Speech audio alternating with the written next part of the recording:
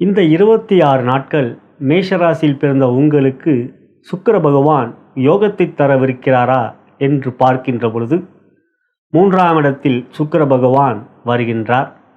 உங்கள் ராசிக்கு 2ஆம் இடத்துக்கும் 7ஆம் இடத்துக்கும் அதிபதி. 2ஆம் இடம் தனஸ்தானத்துக்கு அதிபதி. அவ்வாறு பார்க்கும்போது ரிஷப ராசியிலிருந்து மிதுன ராசிக்கு 2க்கு 2 என்று பாவத்பாவமாக செல்வது சுக்கிர பகவானுடைய பரிபூர்ணமான யோகம். தனலட்சுமியின் அருளை நீங்கள் பெறுவீர்கள். 2ஆம் இடம் என்பது தனஸ்தானம். சுக்கிரனுடைய அதிதேவதை தனலட்சுமி. ஆகையால் தனலட்சுமியின் யோகம் பரிபூர்ணமாக உங்களுக்கு ஏற்படுகின்றது. மிதுனத்தில் அமர்கின்ற சுக்கிர பகவான் 7ஆம் பார்வையாக தனுசு ராசியை பாக்கியஸ்தானத்தை பார்ப்பார். சுக்கிர பகவான் குருவோடியும் சேர்க்கை பெறுவார். 3ஆம் இடம் முயற்சி, தைரிய, வெற்றி ஸ்தானம், புகழ் ஸ்தானம். அவ்வாறு பார்க்கின்ற பொழுது சமூகத்தில் உங்களுடைய மதிப்பு அந்தஸ்து உயரும், உங்களுடைய புகழ் அதிகரிக்கும், மற்றவர்களால் புகழப்படுவீர்கள். முயற்சியிலே தைரியமும் இருக்கும், அவற்றிலே தைரியலட்சுமியின் அருளால் வெற்றிகளையும் பெறுவீர்கள். எனவே சுக்கிர பயிற்சி இந்த 26 நாட்கள் உங்களுக்கு மிக சிறந்த ராஜயோகத்தை தரக்கூடியதாக அமைந்திருக்கிறது. அவ்வாறு பார்க்கின்ற தொழில் வியாபாரத்தில் பொருளாதார முன்னேற்றம் மிகப்பெரிய அளவில் இருக்கும்.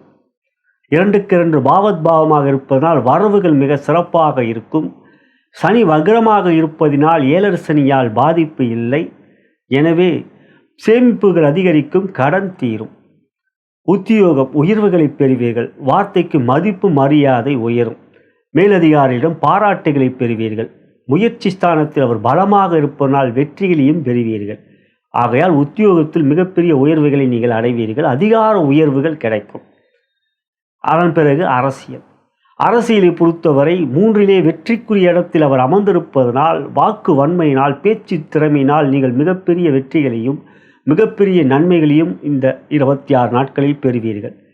துறை ரீதியாக கலைத்துறை என்று பார்க்கின்றபோது மிக சிறப்பாக இருக்கின்றது. கலைக்காரகன் சுக்கிர பகவான் 3லே அமர்வதனால் பொருளாதார வெற்றி மட்டுமல்ல, படைப்புகள் வெளியிடுவதிலும் மிகப்பெரிய வெற்றிகளையும் பெறுவீர்கள். எனவே துறை ரீதியாக மேஷராசிக்கு பார்க்கின்ற பொழுது சுக்கிர பயிற்சி மிகப்பெரிய சாதகமாக அமைந்திருக்கின்றது.